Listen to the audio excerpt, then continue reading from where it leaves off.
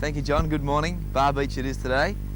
Conditions this morning, similar to yesterday. Offshore winds, beautiful blue skies to start the day. Plenty of swell around for the board riders and conditions still looking almost perfect.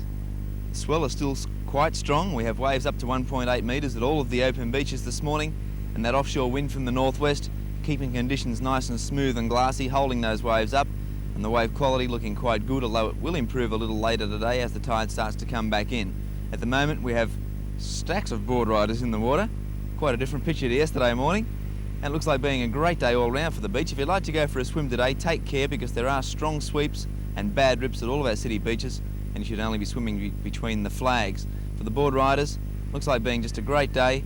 I think if you like to travel once again, you'll find waves just about everywhere. 50 miles either way from Newcastle, it's just going to be one of those days. For New South Wales today, weather-wise, expecting just a few isolated showers about the south, those thunderstorms down there clearing at the moment.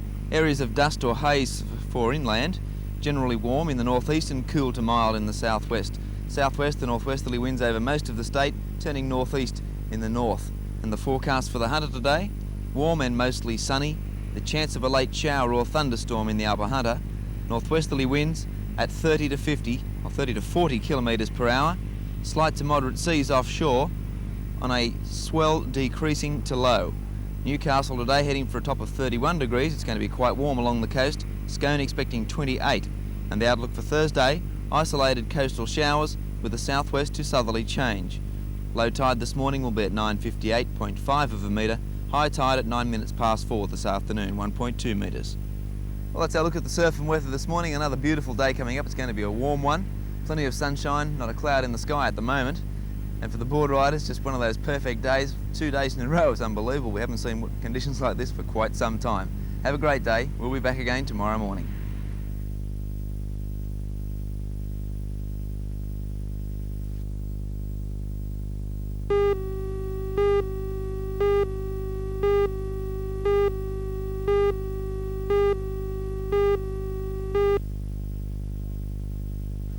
A 17-year-old youth appeared before the Newcastle Children's Court this morning, charged with having feloniously and maliciously murdered his 43-year-old father at Belmont on or about the 23rd of March. That's today. The youth was also charged with having feloniously wounded his mother with intent to murder her on or about the same time and place. The charges were adjourned, and the youth was remanded in custody to appear again in the Newcastle Children's Court next Tuesday. Bail was not applied for and was formally refused. The magistrate, Mr. Kel Clark SM, allowed the media to remain throughout the hearing, but ordered the suppression of the names of all people involved in the matter.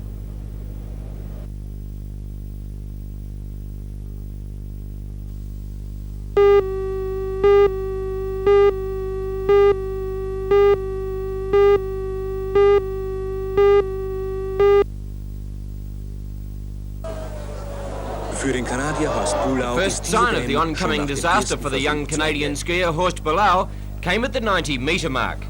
The accident happened during a training session for the World Cup in Harasho, Czechoslovakia. Bilal was knocked unconscious on his tumble down the hill and was rushed to hospital, where doctors later diagnosed his injury as a brain concussion. Doctors say his accident was probably due to an ear infection. 30,000 spectators watched helplessly as the hapless skier careered down the slope. Bilal, who was born in East Germany, was doing well in the World Ski Flying competition before his unfortunate accident.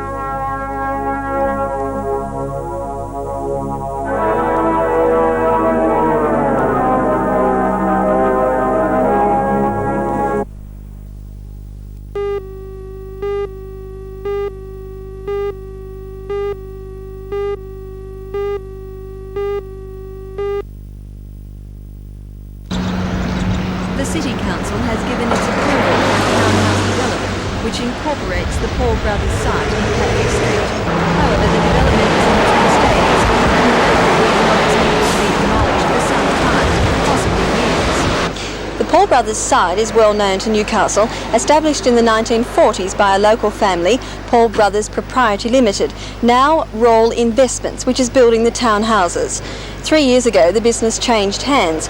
Now, the new operators, Paul Brothers Fabricare, eventually will move to a new site in Newcastle.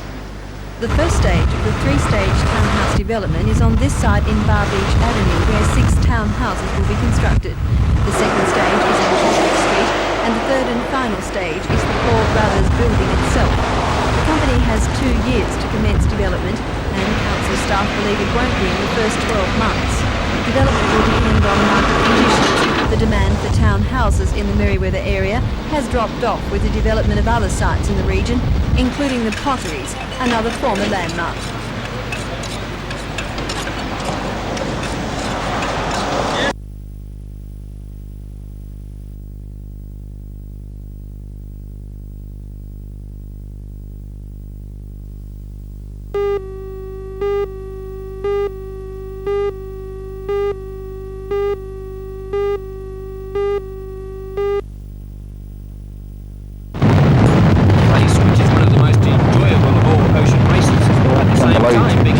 Nightmare because of the close tacking to the headlands, should develop into a struggle between Helsall 2 and Apollo. Helsall 2 set an unusual precedent last year by gaining both line honours and handicap honours, and Apollo finished in the brilliant climax to this year's Sydney to Hobart, being defeated by a mere 7 seconds by Condor of Bermuda. Others who should figure in this year's event are Scallywag, Jim Hardy's police car, Sweet Caroline and the Lake Macquarie yacht Piccolo. A record fleet of 61 yachts set off this afternoon, destination Mooloolaba.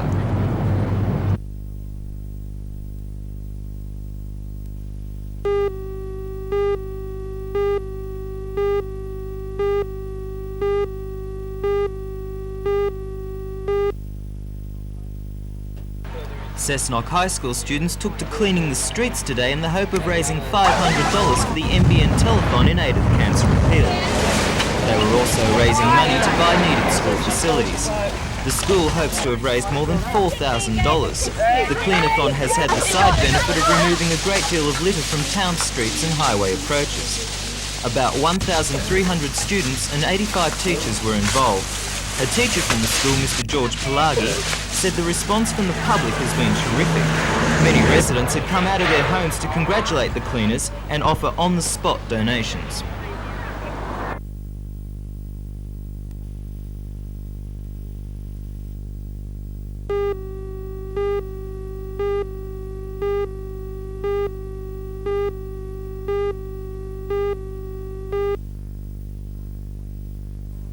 Good morning everyone, and let me forewarn you, I'm hopping mad. In fact, I'm more than hopping mad, I'm disgusted. I'm absolutely amazed at how many people aren't being informed on the Home Deposit Assistance Scheme. Now, of course, in your language that might mean the old Home Savings Grant, but I don't care what description you give it. We're talking about tax-free gifts ranging from $2,500 up to $3,500, depending upon one's family situation. Now, to prove my point, let me give you 3 classic illustrations. Recently I was doing a talkback program in Wollongong, and I received phone calls from 2 families who had just received their loan for their first home through local banks, yet not one of the banks had told them anything about the Home Deposit Assistance Scheme. About 5 minutes later I received another phone call from someone who was about to receive their first loan through a local building society. Yes, you've guessed it. On not one occasion had that local building society made any mention whatsoever of the Home Deposit Assistance Scheme. Now I know, and I'm not being unkind, I'm trying to be practical, that the Department of Social Security, for example, is now providing lecturers, and they're going Australia-wide to tell people, and to tell people who should know better, let me add, about the benefits of this particular scheme. So to put it in a nutshell, what I'm suggesting to you is this. If you've recently bought a home, or you're on the verge of buying a home, don't wait to be told, ask. Ask the banks, the building societies, let's not forget the credit unions, and if you still meet with frustrations, ask the Department of Social Security. You cannot afford to throw away a tax-free gift of $2,500, $3,000 or $3,500. Now it's up to you. I'll see you next Monday.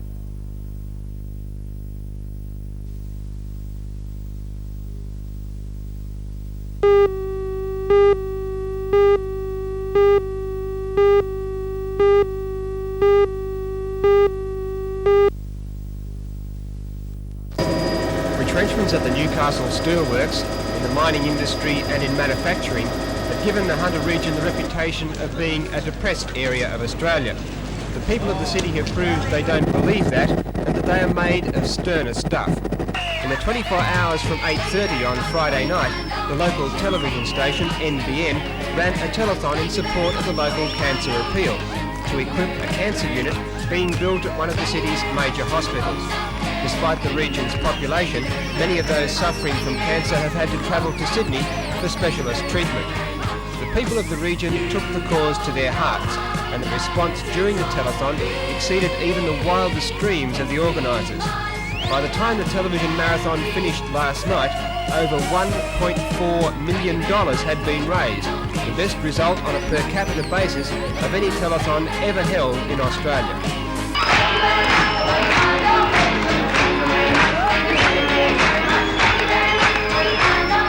Speaking towards the end of the broadcast, the Health Minister, Mr Laurie Brereton, said the cancer unit would be a reality by 1985. The television station's chief executive, Mr Joe Sweeney, paid tribute to the people of Newcastle and the Hunter region for their generosity. He said they had proved what can be done when everyone works together, and the future of the region is brighter than ever before.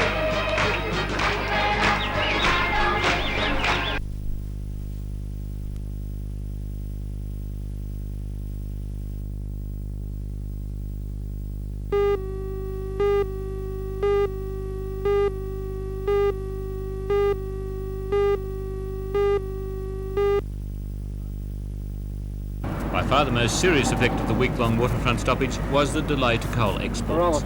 Over the week, something like 500,000 tonnes of coal were held up, and ships once again began to queue. There are now 6 vessels waiting off the heads. However, all 3 coal loading berths are now operating. Authorities say that barring any unforeseen hold-ups, most of the backlog will be caught up by next week. Stockpiles at the coal loader are high, and in fact during the waterfront strike, incoming coal trains had to be stopped and won't restart until tomorrow.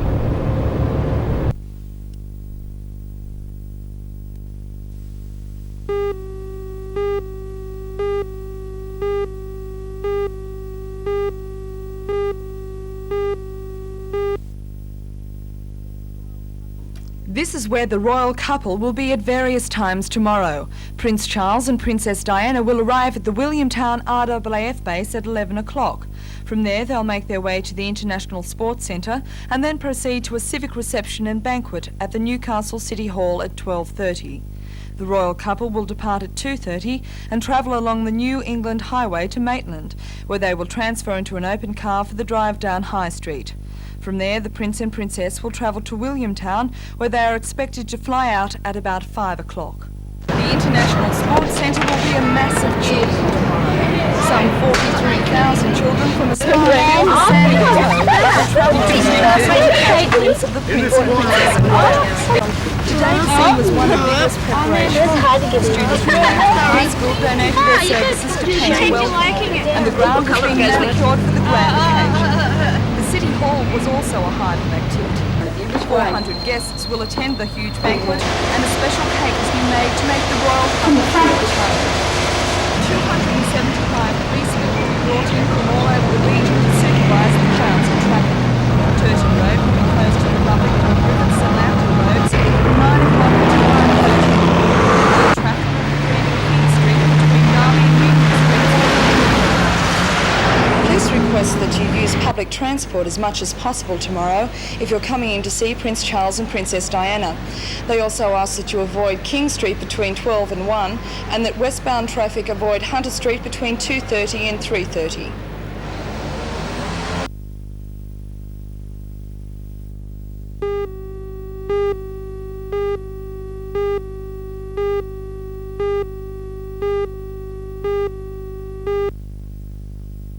Good morning, thanks John.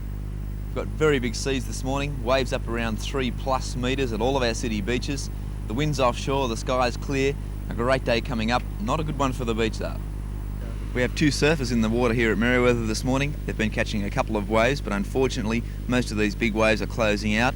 It looks like we're going to have a bit of sand moved from most of the beaches too with this big southerly swell. For most of the board riders, I'm afraid conditions are just too big Most of our city beaches just too dangerous, and I don't think we'll see too many guys in the water today. Safest beaches, Stockton and Blacksmiths. Also for the swimmers, all of the other city beaches will be closed. Dangerous surf, definitely. Strong sweeps to the north, very bad rips, and these waves very, very big. We have rather large set coming through even as we look out now. And now the forecast issued by the Bureau for today. Early morning fogs, mostly inland, then a warm, mostly sunny day. Light winds tending east to northeast at 10 to 30 kilometres per hour near the coast in the afternoon. Moderate to high fire danger for the inland. Slight seas on a moderate swell. Newcastle today heading for a top of 26 degrees. Scone expecting 29, and the outlook for Wednesday, dry and warm to very warm. As far as the tides are concerned, high tide coming up at 8:50 this morning, 1.8 metres. Low tide at 7 minutes past 3 this afternoon, 0.3 of a metre, with the following high tide at 22 minutes past 9 this evening at 1.7 metres. With another low pressure system moving across the bight, it looks like the swell that we've gotten around our beaches this morning is going to stay for about another week or so. The winds tending northwest should be like this for the next couple of days before a cold front moves through, and then over the Easter weekend it looks like those winds will revert back to the northwest. Offshore conditions for the surfers. As far as the beaches are concerned this morning though, I'm afraid it's a little bit dangerous. Experienced board riders only, and those safest beaches, Stockton and Blacksmiths. Have a great day, the weather's going to be beautiful. We'll be back again in the morning.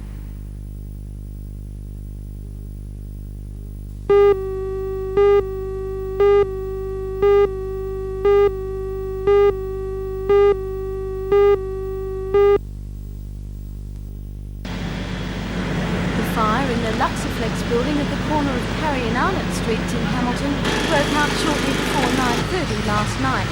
Firemen from Newcastle and Hamilton were on the scene within minutes, and they had the blaze under control by 9:45. They were hampered slightly by the thick smoke, and they did have to use breathing apparatus. The fire was confined to the building's two-room office area, but smoke penetrated most of the warehouse and the photographic premises next door.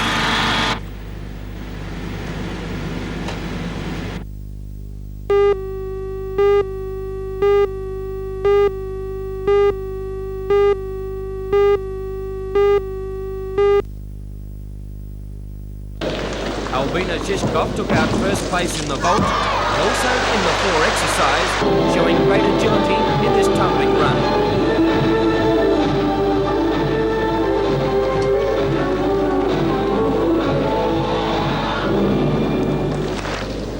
Natalia Yurchenko gave a strong, polished performance to take out the overall crown. The 18-year-old trainee schoolteacher is seen here performing on the beam. This was the second time that Natalie has been the overall champion.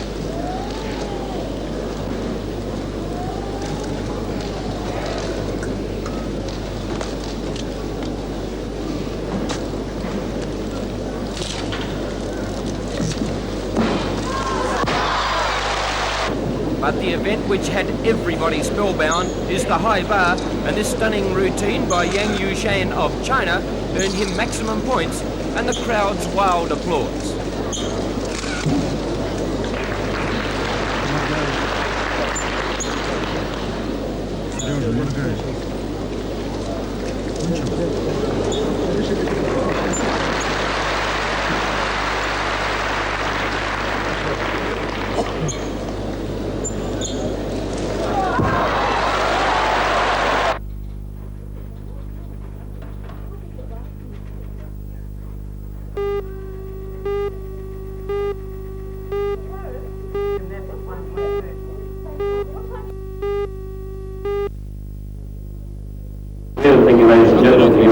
Today by the new Federal Minister for Transport, significant structural change in the region and our country.